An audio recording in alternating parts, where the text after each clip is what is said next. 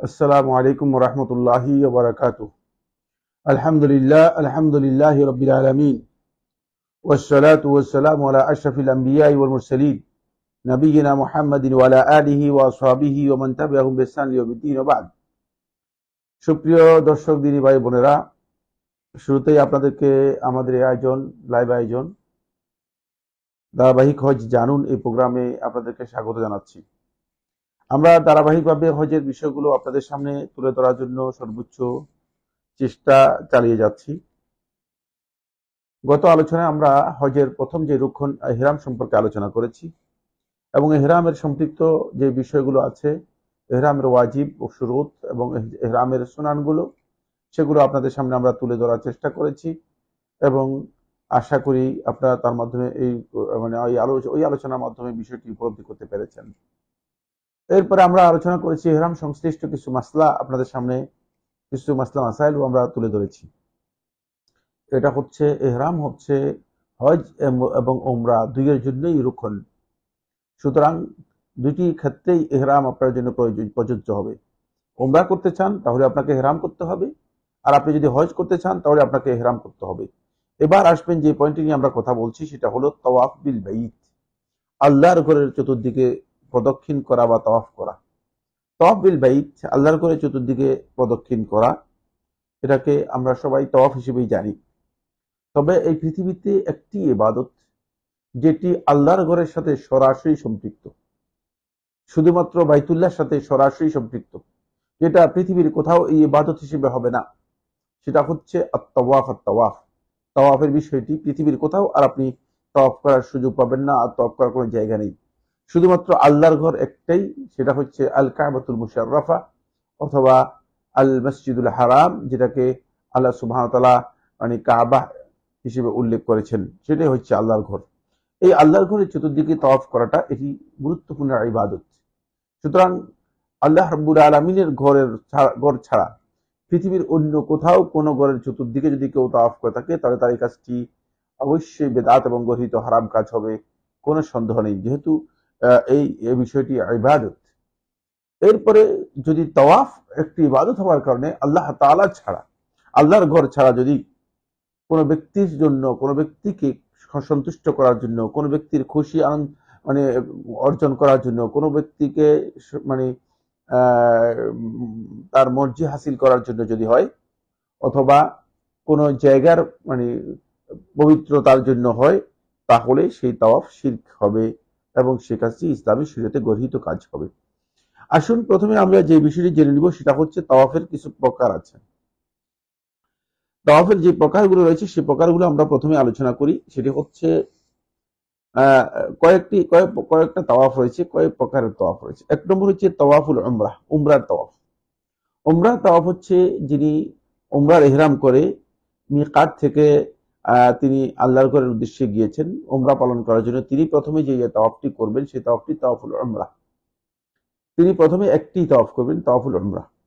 তার এই তাওয়াফুল উমরার মধ্যেই মূলত তাওয়াফুল কুদুম, তিনি যে আল্লাহর ঘরের সম্মানার্থে এসেছেন, সেটা এর মধ্যে অন্তর্ভুক্ত, অর্থাৎ ইনক্লুড হবে। এটাই তাওয়াফুল কুদুম, এটাই তাওয়াফুল উমরাহ।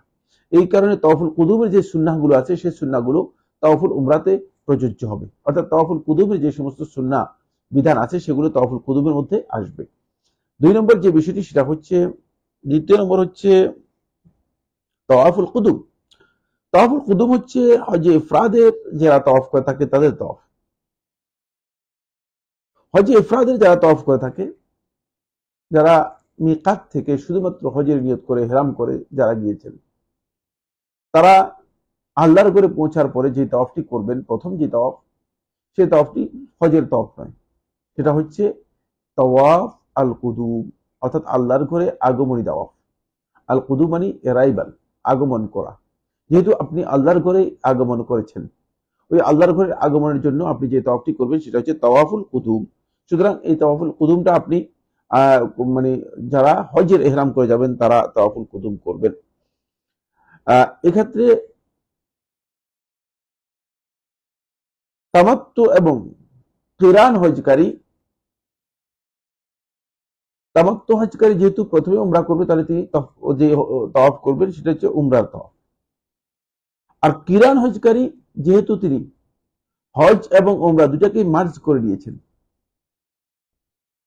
তিনি প্রথম যে তাওয়াফটি করবেন সেই তাওয়াফটি উমরা এবং তাওয়াফুল কুদুম দুটেই হবে একসাথে। একটি তাওয়াফের মাধ্যমে উমরা এবং কুদুম দুটেই হয়ে যাবে। তাহলে তার একটি তাওয়াফই উমরা এবং কুদুম, যেটা কিরান এর তাওয়াফ যিনি করবেন, প্রথম যে তাওয়াফটি করবেন সেই তাওয়াফটি।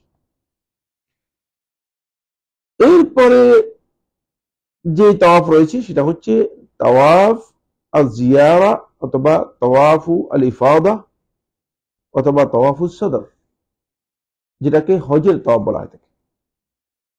তাওয়াফুল ইফাদা বলা হয় থাকে, ইফাদা হচ্ছে ফিরে আসা।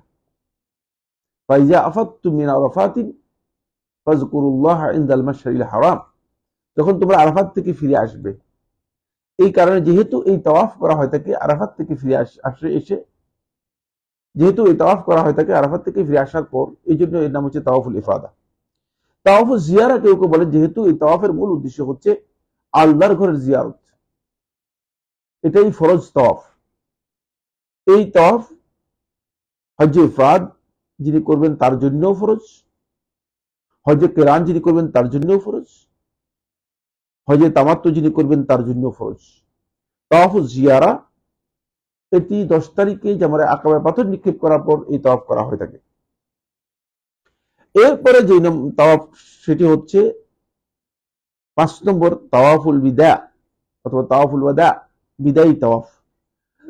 বিদায়ী তাওয়াফ হচ্ছে আল্লাহর ঘর থেকে বিদায় নেওয়ার সময়, তখন আল্লাহর ঘর থেকে আপনি বিদায় নিয়ে চলে আসবেন, মক্কা থেকে, মক্কা নগরী ছেড়ে চলে আসবেন।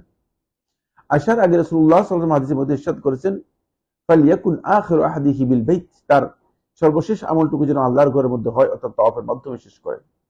সুতরাং এই জন্য আপনি সর্বশেষ যে তাওয়াফটি করবেন আল্লাহর ঘরের চতুর্দিকে, সেটা হচ্ছে বিদায়ী তাওয়াফ। এই তাওয়াফগুলো প্রত্যেকটির হুকুম আলাদা আলাদা রয়েছে, আমরা সামনে আলোচনার মধ্যে ইনশাআল্লাহ তাআলা আপনাদের সামনে তুলে ধরব। এরপরে 6 নম্বর যে পয়েন্টটি সেটা হচ্ছে তাওয়াফুন নফল বা তাওয়াফ তাতাওয়ু, নফল তাওয়াফ।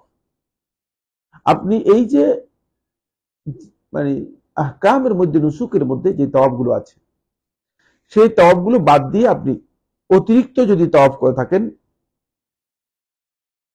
মানে নফল যে তাওয়াফ আছে এই তাওয়াফ করে থাকেন, তাহলে সেগুলো হচ্ছে তাওয়াফ নফল তাওয়াফ বা অতিরিক্ত তাওয়াফ, নফল তাওয়াফ বা অতিরিক্ত তাওয়াফ। সুতরাং এখানে আমরা বুঝতে পারলাম যে তাওয়াফ গুলো বিভিন্ন, মানে ইহরামের বিভিন্নতার কারণে তাওয়াফের বিভিন্নতা আছে। সব তাওয়াফ সমান নয়, তবে সবগুলোর বৈশিষ্ট্য এবং কোয়ালিটি একই। বাকি নাম এবং হুকুমের মধ্যে পার্থক্য রয়েছে, সামনে আমরা সে বিষয়টি আলোচনা করব ইনশাআল্লাহ তাআলা। আসুন ইহরামের দিক থেকে, যারা দূর থেকে ইহরাম করে আসবে, মুহরিমরা 3 প্রকারের হয়ে থাকে। এক প্রকার হচ্ছে যারা মক্কা থেকে ইহরাম করবে, এরা হচ্ছে মাক্কি, মানে মক্কার ভিতর থেকে যারা ইহরাম করবে। যারা যারা আগে উমরা করে মক্কায় প্রবেশ করে গিয়েছে তারা মক্কা থেকে ইহরাম করবে, তাহলে তারা ইহরামের দিক থেকে, হুকুমের দিক থেকে মাক্কি হিসেবে বিবেচিত হবে। আর যারা মিকাতের বাহির থেকে আসবে তারা হচ্ছে আফাকি, মিকাতের বাহির এলাকা থেকে যারা আসবে ইহরাম করে তারা হচ্ছে আফাকি। আর যারা মানে মসজিদে হারামের হুদুদ, মসজিদে হারামের যে সীমারেখা আছে সীমারেখার বাইরে এবং মিকাতের ভিতরে আছে, মানে এই বাউন্ডারির ভিতরে যারা আছে তাদেরকে বলা হয় থাকে হাদিরি, হাদিরুল বাইত, হাদিরুল বাইত, যারা মানে আল্লাহর ঘরের মানে কাছের মানুষ, মানে আল্লাহর ঘরের সীমানার মানুষ যারা রয়েছে। এখানে যারা কারিন এবং মুফরিদ মক্কায় মিকাত থেকে ইহরাম করে এসেছে তারা সবাই তাওয়াফুল কুদুম করবে। তাদের সকলের উপর তাওয়াফুল কুদুম করা আলেমদের মধ্যে ইখতিলাফ রয়েছে। বিশুদ্ধ বক্তব্য হচ্ছে সুন্নাহ মুআক্কাদা, তবে একদল আলেম ওয়াজিব বলেছেন। ইমাম শাফি, ইমাম হানাফি মাযহাবের আলেমগণ ওয়াজিব বলেছেন এবং ইমাম মালিক রহমতুল্লাহ ওয়াজিব বলেছেন। আলেমদের মধ্যে ইখতিলাফ রয়েছে। বাকি বিশুদ্ধ বক্তব্য হচ্ছে এটি সুন্নাহ, তাওয়াফুল কুদুম। যারা মিকাত থেকে কিরান অথবা মুফরাদ হয়ে আসবেন তারা তাওয়াফুল কুদুম অবশ্যই করবেন। আর মিকাত থেকে যারা তামাত্তু এর নিয়ত করবেন তারা তো উমরায় নিয়ত করবেন, অথবা উমরায় নিয়ত করবেন তারা শুধু উমরায় আদায় করবেন। তারা সেক্ষেত্রে উমরার যে তাওয়াফ রয়েছে এই তাওয়াফ করবেন। এই তাওয়াফের মধ্যে তাদের ওই তাওয়াফটা ফরজ তাওয়াফ হবে, ওয়াজিব বা সুন্নাহ হবে না। ওই তাওয়াফটা ফরজ তাওয়াফ হবে, ওয়াজিব বা সুন্নাহ হবে না।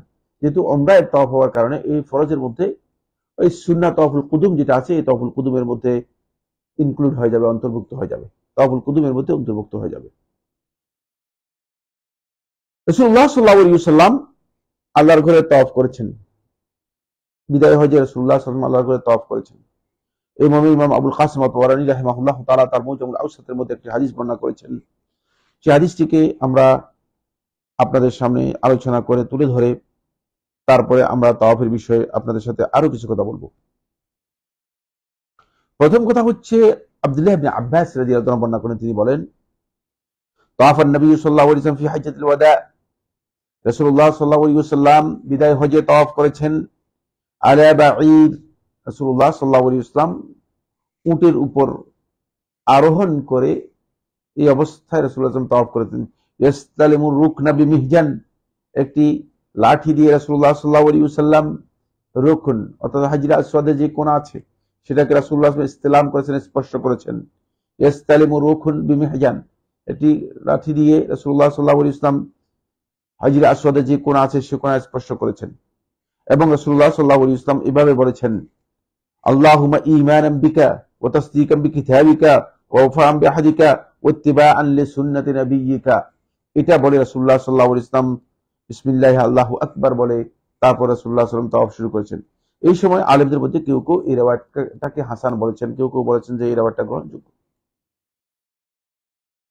সেটা হলো এই দোয়াটি বলা, আল্লাহুম্মা হে আল্লাহ, আপনার প্রতি পরিপূর্ণ ঈমান রেখে ও তাসদীকান বিকিতাবিকা, আপনার কিতাবকে পরিপূর্ণরূপে প্রত্যয়ন করে, ওয়াফাআন বিআহদিকা, আপনার সাথে যে অঙ্গীকার রয়েছে সে অঙ্গীকার পূরণ করণার্থে, ওয়াত্তিবাআন লিসুন্নতি নাবিয়্যিক, আর আপনার নবী সাল্লাল্লাহু আলাইহি ওয়াসাল্লামের সুন্নতের অনুসরণ করেই তাওয়াফ শুরু করলাম। সুতরাং এই দোয়াটি যদি কেউ বলেন তিনি বলতে পারেন। এটি আলেমদের মধ্যে কেউ কেউ বলেছেন যে হাসান রেওয়ায়াত। হাসান রেওয়ায়াত মানে আমলযোগ্য রেওয়ায়াত, সুতরাং আমল করা যেতে পারে। এরপরে তাওয়াফের মধ্যে অন্যতম গুরুত্বপূর্ণ একটি দিক হচ্ছে যেটা, সেটা হলো এই তাওয়াফে আপনি পুরা তাওয়াফেই যিনি তাওয়াফ করবেন তিনি আল্লাহ রাব্বুল আলামিনের জন্য ঠিক সালাতের মধ্যে যেমন খুশু এবং খুদু থাকে, তাওয়াফের মধ্যে ঠিক সেভাবে খুশু খুদু, বিনয় বিনম্রতা এবং নিজের কোমলতা, সেখানে আপনি মানে অন্তরের আন্তরিক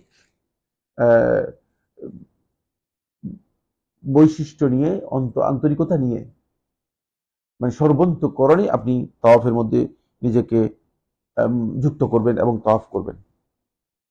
জাবির ইবনে আব্দুল্লাহ বর্ণনা করেন, সহিহ মুসলিমের রাওয়ায়াতের মধ্যে এসেছে ফাবাদা আবিল হাজার, রাসূলুল্লাহ সাল্লাল্লাহু আলাইহি ওয়াসাল্লাম তাওয়াফ শুরু করেছেন। তাওয়াফ শুরু করার পদ্ধতি হচ্ছে হাজরে আসওয়াদের কোণ থেকে রাসূলুল্লাহ সাল্লাল্লাহু আলাইহি ওয়াসাল্লাম তাওয়াফ শুরু করেছেন। ফাইসতালামাহু, রাসূলুল্লাহ সাল্লাল্লাহু আলাইহি ওয়াসাল্লাম প্রথমে এটাকে স্পর্শ করেছেন। ওয়াফাদাত আইনাহু বিল বুকা, আমরা লক্ষ্য করে দেখেছি রাসূলুল্লাহ সাল্লাল্লাহু আলাইহি ওয়াসাল্লামের দুই চোখ অশ্রু দিয়ে মানে টলটলে হয়ে গিয়েছিল, মানে অশ্রু ভরপুর হয়ে গিয়েছিল, অশ্রু ভরপুর হয়ে গিয়েছে। রাসূলুল্লাহ সাল্লাল্লাহু আলাইহি ওয়াসাল্লাম আল্লাহর ঘরের হাজরে আসওয়াদের যে কোণ রয়েছে হাজরে আসওয়াদকে ইসলাম করেছেন, স্পর্শ করেছেন এবং আল্লাহ নবী সাল্লাল্লাহু আলাইহি ওয়াসাল্লাম অত্যন্ত বিনয়াবনত ভাবে আল্লাহর ঘরের তাওয়াফ শুরু করেছেন। সুতরাং তাওয়াফের বৈশিষ্ট্য হচ্ছে আপনি যখনই তাওয়াফ শুরু করবেন সেই দিকগুলোকে আপনাকে অবশ্যই খেয়াল রাখতে হবে। আসুন এরপরে আমরা যাব যে পয়েন্টটি নিয়ে আপনাদের সাথে কথা বলার জন্য, সেটা হচ্ছে আরকানুত তাওয়াফ বিল বাইত, আল্লাহর ঘরে তাওয়াফের রুকনগুলো কি কি। এটাও খুবই গুরুত্বপূর্ণ একটি বিষয়। আল্লাহর ঘরে তাওয়াফের রুকন যদি আপনি না জানেন তাহলে আপনি যে তাওয়াফ করবেন সেই তাওয়াফটা আপনার শুদ্ধ হবে না। এক নম্বর বিষয় হচ্ছে আন-নিয়াতুল তাওয়াফ, তাওয়াফের জন্য আপনাকে নিয়ত করতে হবে। ইবাদত, প্রত্যেকটি ইবাদতের ক্ষেত্রে আল্লাহ তাআলা আমাদেরকে নিয়ত করতে বলেছেন। কোরআনে আল্লাহ তাআলা বলেছেন ওমা উমিরু ইল্লা লিয়াবুদুল্লাহ মুখলিসিনা লাহুদ্দীন। সুতরাং আল্লাহ রাব্বুল আলামিন তার ইবাদত করতে বলেছেন ইখলাসের সাথে, আর সেটা নিয়তের মাধ্যমে ইখলাসের বিষয়টির বহিঃপ্রকাশ ঘটে। কিন্তু নিয়ত মুখে উচ্চারণ করতে হবে এটা শর্ত নয়। নিয়ত হচ্ছে অন্তরে আপনি যে ইচ্ছে পোষণ করবেন তওয়াফের জন্য, সেটাই হচ্ছে নিয়ত। 2 নম্বর হচ্ছে অবশ্যই আল্লাহর ঘরের পরিপূর্ণ ঘরকে আপনি সকল দিক থেকে পরিপূর্ণ ঘরকে পরিবেষ্টিত করে আপনি তওয়াফটা করতে হবে। তওয়াফ আপনার পুরা আল্লাহর ঘরটাকে পরিবেষ্টন করতে হবে। আল্লাহর ঘরের কোন একটা জায়গা দিয়ে করলে হবে না, কিছু অংশ দিয়ে করলে হবে না, বা এক কোণ বা দুই কোণ থেকে করলে হবে না, মানে পুরাটাই করতে হবে। 3 নম্বর শর্ত হচ্ছে আইয়াতুফা সাবআতা আশওয়াত, অবশ্যই এই তওয়াফটা 7 চক্কর হতে হবে। প্রত্যেকটি চক্করই হচ্ছে রুকন। সুতরাং যদি 4 চক্কর হয় তাহলে তাওয়াফ পরিপূর্ণ হবে না, 5 চক্কর হয় তাহলে তাওয়াফ পরিপূর্ণ হবে না, যদি 6 চক্কর হয় তাওয়াফ পরিপূর্ণ, 7 চক্কর হতে হবে। কেউ কেউ মনে করেন যে 4 চক্কর হয়ে গেলেই তাওয়াফ পরিপূর্ণ হয়ে যাবে, তাহলে তার ফরজ রুকন আদায় হয়ে যাবে। এই মাসআলা মোটেও শুদ্ধ নয়। এই মাসআলার উপর নির্ভর করে যদি আপনি 4 চক্কর করে শেষ করে দেন তাহলে আপনার তওয়াফ হবে না। 4 নম্বর যে পয়েন্টটি সেটা হলো আল মুওয়ালাতু বাইনা কুল্লি শাওতিন ইল্লা ইযা তাআখারা লিউযর। প্রত্যেকটি চক্কর একটার পর একটা করে যাবেন, মাঝখানে কোনো ধরনের লম্বা সময় বিরতি থাকবে না, একটা থেকে আরেকটার মধ্যে বড় কোনো আলাদা বিরতি থাকবে না। ইল্লা ইযা তাআখারা লিউযর, তবে কোনো ওযর দেখা দিলে, যেমন হাতে ব্যথা পেয়েছেন, পায়ে ব্যথা পেয়েছেন, পানি পিপাসা লেগেছে ইত্যাদি ইত্যাদি, এটা খুবই অল্প সময়, তাহলে তিনি তওয়াফ কন্টিনিউ করতে পারবেন। কিন্তু 2 চক্কর তওয়াফ দিলেন, তওয়াফ করে বলে খিদা লেগেছে খেয়ে আসি, বাইরে চলে গেলেন হোটেলে চলে গিয়ে হোটেল থেকে খেয়ে তারপরে 1 ঘন্টা বা 2 ঘন্টা পরে আসলেন, এসে তারপরে আবার 2 চক্কর দিলেন, 2 চক্কর দেওয়া বলে ঠিক আছে কিছুক্ষণ ঘুমাই আসি, একটু ঘুম পাচ্ছে, তারপরে বাসায় চলে গেলেন, হোটেলে গিয়ে 1 ঘন্টা 2 ঘন্টা ঘুমালেন, ঘুমানোর পরে এসে তারপরে আবার 3 চক্কর দিয়ে 7 চক্কর পূর্ণ করলেন, আপনার তওয়াফ হবে না। তাহলে আপনার তওয়াফ অবশ্যই করতে হবে, পরিপূর্ণরূপে আপনার তওয়াফটা করতে হবে। এক্ষেত্রে যদি কোনো ব্যক্তির ওযু নষ্ট হয়ে যায়, এই মাসআলাটি আলোচ্য বিষয়, সেটা হচ্ছে কারো যদি ওযু নষ্ট হয়ে যায়, তিনি তওয়াফ করতেছেন কিন্তু তওয়াফ করতে করতে এক পর্যায়ে গিয়ে দেখা গেল যে তার ওযু নষ্ট হয়ে গেছে, তিনি যাবেন, বসে ওযু করার এখন ভিতরে জায়গা আছে, তিনি যাবেন ওযু করে এসে আবার যেখান থেকে তওয়াফ করেছেন বাকি অংশটুকু তওয়াফ করলেই হয়ে যাবে, যদি তিনি ডিলে না করেন।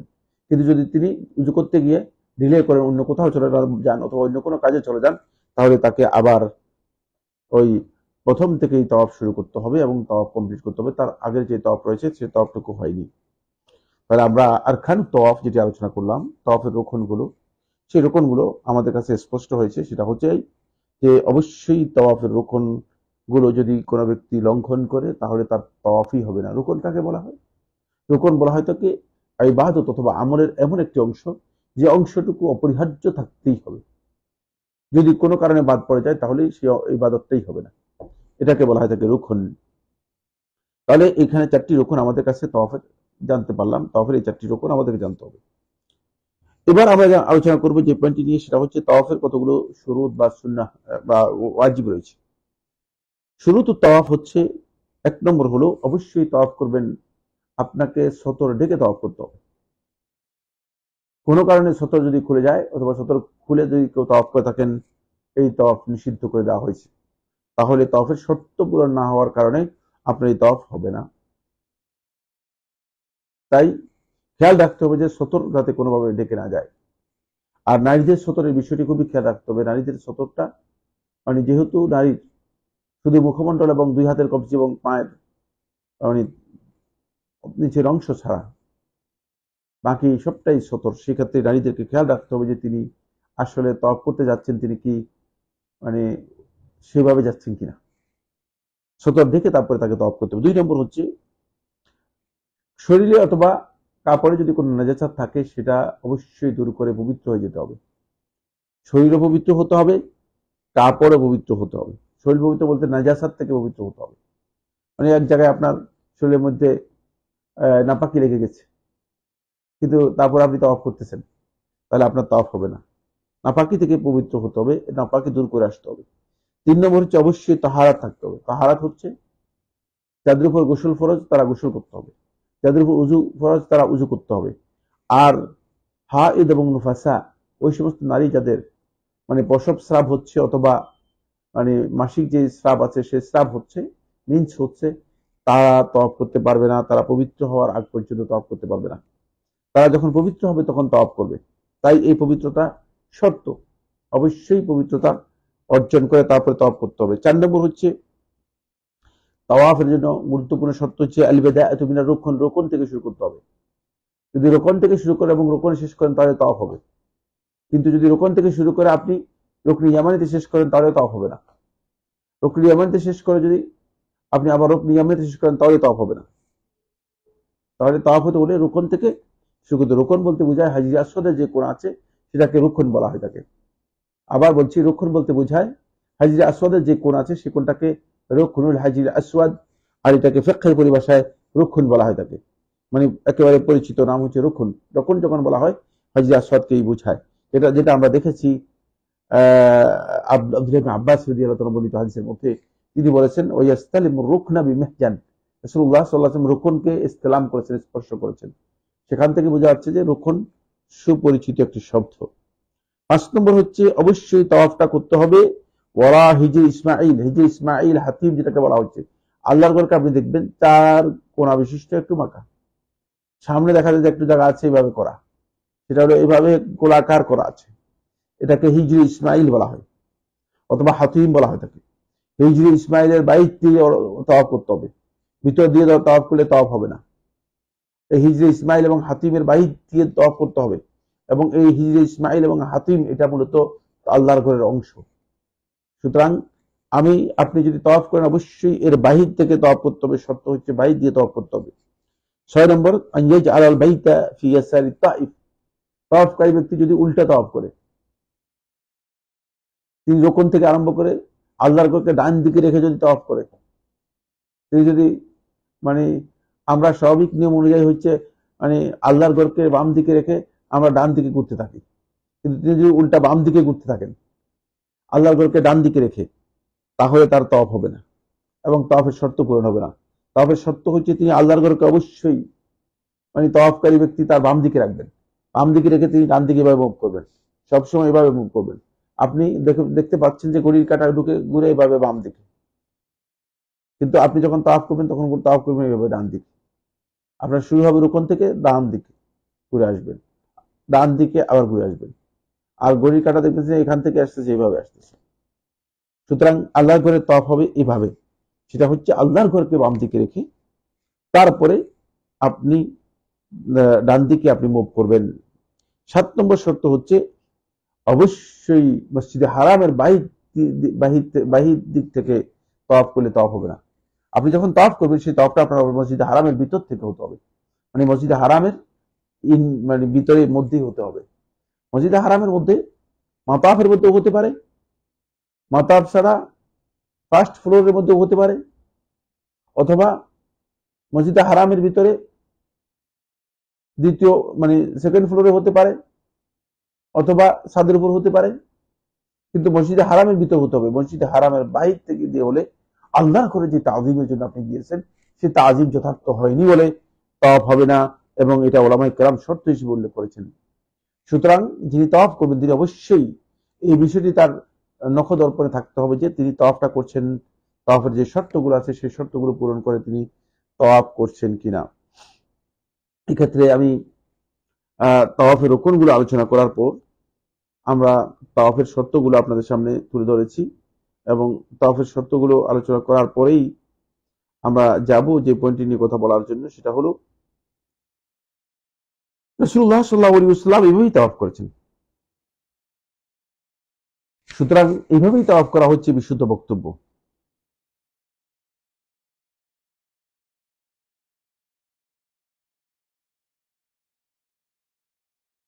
এই ক্ষেত্রে উত্তম হচ্ছে যেটা সেটা হলো তাওয়াফের যে সুন্নাহগুলো আছে সেই সুন্নাহগুলোকে অনুসরণ করে তাওয়াফকে আরো সমৃদ্ধ করা, এবং তাওয়াফটা রাসূলুল্লাহ সাল্লাল্লাহু আলাইহি ওয়াসাল্লাম দেখানো তরিকা অনুযায়ী আদায় করা। যেহেতু রাসূলুল্লাহ সাল্লাল্লাহু আলাইহি ওয়াসাল্লাম হাদিসে ইরশাদ করেছেন লিতাআখুযু মিন্নি আন্নী মানাসিকাকুম, তোমরা আমার কাছ থেকে হজের বিধানগুলো গ্রহণ করো, তোমরা আমার কাছ থেকে হজের বিধানগুলো গ্রহণ করো। সুতরাং রাসূলুল্লাহ সাল্লাল্লাহু আলাইহি ওয়াসাল্লাম তাওয়াফের মধ্যে কিছু সুন্নাহ আছে যেগুলো আমাদের সকলেরই জানা দরকার। এক নম্বর হচ্ছে তওয়াফ শুরুর সময় আপনি যখন তওয়াফ শুরু করবেন তখন বিসমিল্লাহি আল্লাহু আকবার বলে তওয়াফ শুরু করবেন। তাহলে আপনার মুখে বিসমিল্লাহি আল্লাহু আকবার এই তওয়াফ শুরুর সময় থাকতে হবে। এটা হচ্ছে সুন্নাহ। 2 নম্বর হচ্ছে অবশ্যই আপনি তওয়াফ শুরুর সময় চেষ্টা করবেন রুকুনকে ইস্তেলাম বা স্পর্শ করার জন্য এবং চুম্বন করার জন্য। যদি সম্ভব না হয় তাহলে কোনো কিছু দিয়ে সেটাকে স্পর্শ করার জন্য, কোন একটা জিনিস দিয়ে, লাঠি দিয়ে, কাঠি দিয়ে অথবা অন্য কিছু দিয়ে স্পর্শ করার জন্য। যদি সেটাও সম্ভব না হয় হাত দিয়ে ইশারা করবেন। এটা হচ্ছে সুন্নাহ। 3 নম্বর সুন্নাহ হচ্ছে অবশ্যই তাওয়াফটা শুরু হবে রুকনের যেই সীমা আছে সেখান থেকেই। মুহাজাত আর রুকন যেই জায়গাটা আছে সেখান থেকে শুরু হবে। এই মুহাজাতের থেকে তাওয়াফটা শুরু করা হচ্ছে সুন্নাহ। সুতরাং সেখানে আপনি আসবেন, আল্লাহু আকবার বলবেন, শুরুতে বিসমিল্লাহ আল্লাহু আকবার বলবেন, এর পরবর্তী যে চক্করগুলো আছে সেগুলোতে সবগুলো শুধু আল্লাহু আকবার বলবেন এবং সেখান থেকে আপনি তাওয়াফ শুরু করবেন। 4 নম্বর সুন্নাহ হচ্ছে রুকনুল ইয়ামানিকে শুধুমাত্র স্পর্শ করা। সম্ভব হলে রুকনুল ইয়ামানি যেটা আছে সেটা হচ্ছে রুকন হাজির আসওয়াদ। হাজির আসওয়াদের যে রুকন আছে এই রুকনের আগের রুকন, এই কোরার আগের কন্যা। আল্লাহর ঘরে 4টি কন্যা, 4টি কন্যার একটা নাম হচ্ছে আর রুকনুল ইয়ামানি, আরেকটি কন্যার নাম হচ্ছে রুকনুল হাজির আসওয়াদ, আরেকটি কন্যার নাম হচ্ছে আর রুকনুল শামি, আরেকটি কন্যার নাম হচ্ছে আর রুকনুল ইরাকি। আর রুকনুল ইরাকি 4টা রুকনের 4টি নাম রয়েছে।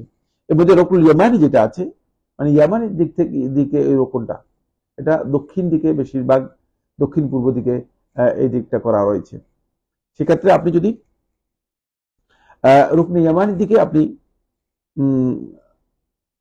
যান তাহলে আপনি রুকনুল ইয়ামানিকে স্পর্শ করবেন। এটা হচ্ছে সুন্নাহ। এরপরে 5 নম্বর সুন্নাহ হচ্ছে রুকনুল ইয়ামানি থেকে আরম্ভ করে হাজরে আসওয়াদের রুকন পর্যন্ত, রুকনুল ইয়ামানি থেকে আরম্ভ করে হাজরে আসওয়াদের রুকন পর্যন্ত এই জায়গাটুকুর মধ্যে আপনি রব্বানা আতিনা ফিদ দুনিয়া হাসানা ওয়া ফিল আখিরাতি হাসানা ওয়া কিনা আযাবান নার এটি বলবেন। এই দোয়াটি রাসূলুল্লাহ সাল্লাল্লাহু আলাইহি ওয়াসাল্লাম সাব্যস্ত হয়েছে সুন্নাহ অনুযায়ী, সহিহ সুন্নাহ অনুযায়ী। তাওয়াফের মধ্যে আল্লাহ রাসূল সাল্লাল্লাহু আলাইহি ওয়াসাল্লামের একটি দোয়া সাব্যস্ত হয়েছে। তাওয়াফের মধ্যে রাসূলুল্লাহ সাল্লাল্লাহু আলাইহি ওয়াসাল্লামের একটি দোয়া সাব্যস্ত হয়েছে, সেটা হচ্ছে এই দোয়াটি রব্বানা আতিনা ফিদ দুনিয়া হাসানা ওয়া ফিল আখিরাতি হাসানা ওয়া কিনা আযাবান নার। তাহলে এই দোয়াটি এখানে পড়ার জন্য চেষ্টা করবেন। 6 নম্বর হচ্ছে যেটা, সেটা হলো তাওয়াফুল কুদুম যদি হয়ে থাকে তাহলে তাওয়াফুল কুদুম হতে ইত্তিবা করা। ইত্তিবা হচ্ছে ডান বাহুকে খোলা রাখা। আপনি যেভাবে চাদরটা বলবেন এটা পুরুষদের জন্য, শুধুমাত্র পুরুষদের জন্য, নারীদের জন্য নয়, শুধুমাত্র পুরুষদের জন্য এটা সুন্নাহ। সেটা হলো আপনি যে চাদরটা পরবেন সেই চাদরটা ডান বাহুর নিচ দিয়ে বাম কাঁধের উপর রেখে দিবেন আর ডান বাহুটাকে খালি রাখবেন। এটাকে বলা হয় থাকে ইত্তিবা। পুরুষদের জন্য তাওয়াফুল কুদুমে অথবা তাওয়াফুল উমরাতে ইত্তিবা করা হচ্ছে সুন্নাহ এবং পুরা তাওয়াফে ইত্তিবা করা হচ্ছে সুন্নাহ। 3 চক্কর নয়, 4 চক্কর নয়। কেউ কেউ এই ফতোয়া দিয়ে মনে করেন যে 3 চক্করেই তাওয়াফুল ইত্তিবা করা সুন্নাহ, না, বরং সহিহ হাদিস দ্বারা প্রমাণিত হয়েছে ইত্তিবা করা তাওয়াফুল কুদুমে এবং তাওয়াফুল উমরাতে সুন্নাহ, আর সেটা 7 চক্করেই হবে। পরিপূর্ণ 7 চক্করেই ইত্তিবা করা হচ্ছে সুন্নাহ, পরিপূর্ণ 7 চক্করেই ইত্তিবা করা হচ্ছে সুন্নাহ। 7 নম্বর পয়েন্ট হচ্ছে যেটা প্রথম তাওয়াফুল কুদুম এবং তাওয়াফে উমরাতে। তাওয়াফুল কুদুম কার কার? যিনি হজ্জে কিরানে আসছেন এবং যিনি হজ্জে ইফরাদে আসছেন তার জন্য তাওয়াফুল কুদুম, আর যিনি উমরায় আসছেন তো হজ্জে তামাত্তুতে আসছেন তার জন্য হচ্ছে তাওয়াফুল উমরা। সেই ক্ষেত্রে প্রথম 3 চক্করে রমল করা হচ্ছে সুন্নাহ। রমল হচ্ছে একটু দ্রুত পদক্ষেপ, ঘন ঘন দ্রুত পদক্ষেপ দেয়া, পায়ের পদক্ষেপটা বাড়ানো, মনে হচ্ছে যেন আপনি একটু সাহসিকতার সাথে বীরত্বের সাথে হাঁটছেন। এই ধরনের কাজকে রমল বলা হয় থাকে। প্রথম 3 চক্করে রমল দেওয়া করা হচ্ছে সুন্নাহ। এরপরে 8 নম্বর সুন্নাহ হচ্ছে দোয়া ফি আসনাই তাওয়াফ। তাওয়াফের সময় মাতাফ তা পুরোটাই হচ্ছে দোয়া কবুলের জায়গা। রাসূলুল্লাহ সাল্লাল্লাহু আলাইহি ওয়াসাল্লাম তাওয়াফরত অবস্থায় দোয়া করেছেন এবং আল্লাহ রাসূল সাল্লাল্লাহু আলাইহি ওয়াসাল্লাম কিভাবে দোয়া করেছেন আমি বলেছি যে রাসূলুল্লাহ সাল্লাল্লাহু আলাইহি ওয়াসাল্লাম বিল খুশু, অত্যন্ত বিনয়বনত চিত্তে রাসূলুল্লাহ সাল্লাল্লাহু আলাইহি ওয়াসাল্লাম আন্তরিকতার সাথে দোয়া করেছেন। সুতরাং তাওয়াফের এই সময়টা দোয়া করা হচ্ছে সুন্নাহ। 9 নম্বর হচ্ছে আপনি তাওয়াফ করবেন যদি সক্ষম হয়ে থাকেন, তাহলে তাওয়াফ করবেন পায়ে হেঁটে। এটা আমি আলোচনা করব। যদি আপনি সক্ষম হন তাহলে পায়ে হেঁটে তাওয়াফ করবেন। তবে আলেমদের মধ্যে কেউ কেউ শর্ত বলেছেন। শেখ ইবনে উসাইমিন রাহিমাহুল্লাহ তাআলা তিনি তার ফতোয়ার মধ্যে ওইটাকেই, অর্থাৎ শর্ত হওয়ার বিষয়টাকে শেখ রাহিমাহুল্লাহ তাআলা গুরুত্ব আরোপ করেছেন। আসুন আমরা শেখ রহমতুল্লাহ আলাইহির যে বক্তব্যটি রয়েছে সেই বক্তব্যটি আমরা চেষ্টা করি আপনাদের সামনে তুলে ধরতে পারি কিনা। শেখ রহমতুল্লাহ আলাইহি তিনি এখানে বলেছেন যে তাওয়াফের মধ্যে অন্যতম একটি শর্ত যখন আলোচনা করেছেন তখন তিনি বলছেন আইয়াতুফা মাশিয়ান, যে যিনি তাওয়াফ করবেন তিনি পায়ে হেঁটে তাওয়াফ করবে মাল কুদরাতি আলাল মাশি, যখন যদি সে ব্যক্তি হাঁটার উপর সামর্থ্য রাখে। আমরা জানি যে কিয়াম সালাতের মধ্যে শর্ত ওই ব্যক্তির জন্য যে ব্যক্তি দাঁড়ানোর সামর্থ্য রাখে, যে ব্যক্তি দাঁড়াতে সক্ষম তার জন্য কিয়াম শর্ত। ঠিক অনুরূপভাবে যে ব্যক্তি হাঁটতে পারে তার জন্য মানে হাঁটাটা শর্ত। ওয়াহাদা কাউল জুমহুর আহলি ইলমি, এটা জুমহুর আহলি ইলমের বক্তব্য, খিলাফান লিশাফিঈয়া, শাফি মাযহাবের আলেমগণ খেলাফ করেছেন। ক্বালা শেখ ইবনে উসাইমিন রাহিমাহুল্লাহ তাআলা, ইবনে উসাইমিন রাহমাতুল্লাহ আলাইহি সহিহ বুখারীর শরহের মধ্যে তিনি বলেছেন, এভাবে বলেছেন আল্লাযী ইয়াজহারু লি, তিনি বলেন যে বিষয়টি আমার কাছে অত্যন্ত পরিধানযোগ্য, স্পষ্টভাবে প্রতীয়মান হচ্ছে, আন্নাহু লা ইয়াজুর রুকু ফি তাওয়াফ, তাওয়াফের মধ্যে আরোহণ করা জায়েজ নেই।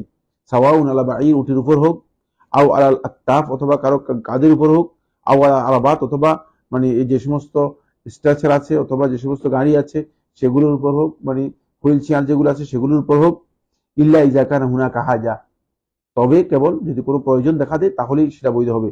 আল হাজা, হাজাটা হচ্ছে কামারাদিল ইনসান, যেমন কোনো ব্যক্তি অসুস্থ, আও কাবারিহি, অথবা বৃদ্ধ হয়ে গেছে, আও জিহাবু শাদীদ আল্লাযী লা ইয়াতাহাম্মালু, এত বেশি ভিড় যে এটা তার পক্ষে কোনোভাবেই সম্ভব নয়, বরদাস্ত করা সম্ভব নয়, মানে সেটা মানে সে টিকে থাকা সম্ভব নয়। লিআন্না মা আয-যিহাম বা'দুন নাস ইয়াতাহাম্মালু, কারণ কোনো কোনো মানে জ্যাম আছে, কোনো কোনো মানে লোকের আধিক্যে যে জ্যামটা আছে সেই জ্যামটা কখনো কোনো অনেক কাছে যে কেউ এটা বরদাস্ত করতে পারে, অনেক কাছে বরদাস্ত করতে পারে, বা'দুন নাস লা ইয়াতাহাম্মালু, অনেক কাছে এটা সহ্য করতে পারে না, তার পক্ষে সম্ভব। আল মুহিম ইযা কানা লিউযরিন, সুতরাং বিশেষ কথা হচ্ছে যদি কোনো ওজর হয় ফালা বাস, অসুবিধা নেই। কিন্তু ওজর না হলে ওই জালাম ইয়াকুন লিউযরিন, যদি ওজর না থাকে ফালা ইয়াজুজু, তার জন্য জায়েজ নেই। তাহলে এখান থেকে বোঝা যায় এটাকে আমরা এখানে সুন্নাহ বলেছি, কিন্তু ইবনে উসাইমিন রাহমাতুল্লাহ আলাইহির বক্তব্য অনুযায়ী এটাকে ইবনে উসাইমিন রাহমাতুল্লাহ আলাইহি শর্ত বলেছেন। তাহলে যদি কেউ তাওয়াফ করেন তাহলে তার তাওয়াফটা হেঁটে করাটাই তার জন্য উত্তম, যদি তার কোনো ওজর না থাকে, 10 নম্বর পয়েন্ট হচ্ছে আন ইউসাল্লিয়া রাকাতাই তাওয়াফি খালফাল ইমাম, খালফাল মাকাম, মাকামে ইব্রাহিমের পেছনে 2 রাকাত সালাত আদায় করা। মাকামে ইব্রাহিমের পেছনে 2 রাকাত সালাত আদায় করার বিষয়ে আলেমদের মধ্যে ইখতিলাফ রয়েছে। আমরা এখানে সেটাকে সুন্নাহ হিসেবে উল্লেখ করেছি, কিন্তু বিশুদ্ধ বক্তব্য হচ্ছে আলেমদের এই মাসআলার মধ্যেও ইখতিলাফ রয়েছে। আমরা এই ইখতিলাফটি নিয়ে একটু আলোচনা করব, যেহেতু এটি খুবই গুরুত্বপূর্ণ বিষয়। আলেমদের মধ্যে কেউ কেউ বলেছেন যাহাবা বা'দু আহলিল ইলমি ইলা উজুবি সালাতি রাকাতাইনি বাদা তাওয়াফ, আলেমদের মধ্যে কেউ কেউ কথা বলেছেন তাওয়াফের পরে যে 2 রাকাত সালাত আদায় করা হবে সেটা ওয়াজিব। ওয়াস-সাওয়াবু আন্নাহা সুন্নাতুন মুস্তাহাব্বাতুন, বিশুদ্ধ বক্তব্য হচ্ছে এটি সুন্নাত এবং মুস্তাহাব। ওয়া হুয়া মাযহাবু শাফিঈ ওয়া আহমদ, এটা ইমাম শাফিঈ রাহমাতুল্লাহ মাযহাব এবং ইমাম আহমদ বিন হাম্বল রাহমাতুল্লাহ মাযহাব। ইবনে সামিন রাহমাতুল্লাহ আলাইহি এই কথাকেই তারজিহ দিয়েছেন। وقال الشيخ بن باز, শেখ বিন বাজ রাহমাতুল্লাহ আলাইহি বলেন আন রাকাতাই তাওয়াফ লা তালজামু খালফাল মাকাম, এটা মাকামে ইব্রাহিমের পেছনে বাধ্যতামূলক নয়। তুইসি রাকাতানি ফি কুল্লি মাকানিন মিনাল হারাম, হারামে যে কোনো স্থানে পড়লেই সেটি আদায় হয়ে যাবে। ওমান নাসিহা ফালা হারাজা আলাইহি, যদি কোনো ব্যক্তি ভুলে যায় তাহলে তার কোনো কিছু আসবে না। আন্নাহা সুন্নাতুন ওয়া লাইসাত বিওয়াজিবা, এটি সুন্নাত, এটা ওয়াজিব নয়। মাজমু ফাতাওয়া শেখ বিন বাজ রাহমাতুল্লাহ আলাইহি এর 17 নম্বর খণ্ডের 228 পৃষ্ঠায় এই কথাটি এসেছে। ওয়া আম্মা সাইরু মা ইয়াযকুরু উলামা মিন ওয়াজিবাত ফাহিয়া বাযু শুরুতি সাবাকা ইল্লা আন্না বাযু উলামা ইয়াজআলুহা ওয়াজিবাত ওয়া লাইসাত শুরুতান, আলেমদের মধ্যে কেউ কেউ এটাকে মানে শর্ত উল্লেখ করেছেন, কেউ কেউ ওয়াজিব উল্লেখ করেছেন। তো আমরা বলেছি যে হানাফি ফকিহগণ এবং মালিকি মাযহাবের ফকিহগণ এটাকে ওয়াজিব বলেছেন। সুতরাং যেহেতু আলেমদের ইখতিলাফ রয়েছে এই জন্য ইখতিলাফটি বলে দিলাম, যদিও বিশুদ্ধ বক্তব্য যেটি সুন্নাহ। তবে সুন্নাহ হলেও রাসূলুল্লাহ সাল্লাল্লাহু আলাইহি ওয়াসাল্লাম তাওয়াফের সাথে এটাকে সম্পৃক্ত করে বলছেন এর নাম হচ্ছে রাকাতুত তাওয়াফ, মানে তাওয়াফের 2 রাকাত নামাজ। রাসূলুল্লাহ সাল্লাল্লাহু আলাইহি ওয়াসাল্লাম এর নাম দিয়েছেন তাওয়াফের 2 রাকাত নামাজ। সুতরাং আমাদেরকে খেয়াল রাখতে হবে যে তাওয়াফের 2 রাকাত নামাজ হওয়ার কারণে এটার গুরুত্ব অনেক বেশি এবং এটি অত্যন্ত গুরুত্বপূর্ণ। 11 নম্বর পয়েন্ট যেটা সেটা হলো তাওয়াফের শুরুতে ওই দোয়াটি বলা, যেটা আমরা আগে বলেছি আল্লাহুম্মা ঈমানান বিকা ওয়া তাসদীকান বিকিতাবিকা, যেটা আমি উল্লেখ করেছি। এই দোয়াটি বলা, আর এর মধ্যে কেউ কেউ বলেছেন এটি হচ্ছে সুন্নাহ। 12 নম্বর হচ্ছে আইয়াত তালবিয়াতা মিন বিদায়াতি তাওয়াফ, তাওয়াফ শুরুতেই মানে তাওয়াফ শুরু করার সাথে সাথেই তালবিয়া কি করবেন, তালবিয়া শেষ করে দিবেন, তালবিয়া মানে বন্ধ করে দিবেন, তালবিয়া বন্ধ করে দেয়া, তালবিয়া আর নেই, এটা হচ্ছে সুন্নাহ। সুতরাং তাওয়াফ করতেছেন তালবিয়া পাঠ করতেছেন, এটি সুন্নাহ থেকে সুন্নাহের খেলাফ। কোন ব্যক্তি দেখা যায় তাওয়াফ করতেছেন তিনি আবার তালবিয়া পাঠ করতেছেন, এই কাজটি তার জন্য সুন্নাহ এর খেলাফ। তাহলে আমরা তাওয়াফের সাথে গুরুত্বপূর্ণ কিছু বিষয় আলোচনা করলাম। আগামী আলোচনায় ইনশাআল্লাহ তাআলা আমি তাওয়াফের যে সমস্ত প্রচলিত ভুল আছে সেগুলো সম্পর্কে আপনাদের সাথে কথা বলবো। তাওয়াফের আমরা সুন্নাহগুলো আলোচনা করেছি। আল্লাহ রাব্বুল আলামিন তাওয়াফের ওয়াজিবাত, শুরুত, সুনান যেগুলো আছে সেগুলো সহ আমরা যেন তাওয়াফ বিল বাইত, আল্লাহর ঘরে যে তাওয়াফ আছে সেই তাওয়াফটি সুন্দরভাবে করতে পারি। আল্লাহ তাআলা আমাদের সবাইকে তৌফিক দান করুন। আমরা আজকের আলোচনা আপনাদের এখানে শেষ করছি। ইনশাআল্লাহ তাআলা আগামীকালও আপনাদের আমন্ত্রণ থাকবে। আপনারা আমাদের এই প্রোগ্রামে আমাদের সাথে শেয়ার করবেন এবং আপনারা চেষ্টা করবেন যেন এই প্রোগ্রাম অন্যান্য যে সমস্ত ভাইরা আছেন যারা হজের বিষয়ে জ্ঞান নিতে চান তারাও যেন অংশগ্রহণ করতে পারেন, আর যারা হজে যাচ্ছেন তারাও যেন এই প্রোগ্রাম থেকে উপকৃত হয় তাদেরকে এই বিষয়টি জানাবেন, তাদের কাছে শেয়ার করবেন। আল্লাহ সুবহানাহু ওয়া তাআলা আমাদের সবাইকে তৌফিক দান করুন। আসসালামু আলাইকুম ওয়া রাহমাতুল্লাহি ওয়া বারাকাতুহু।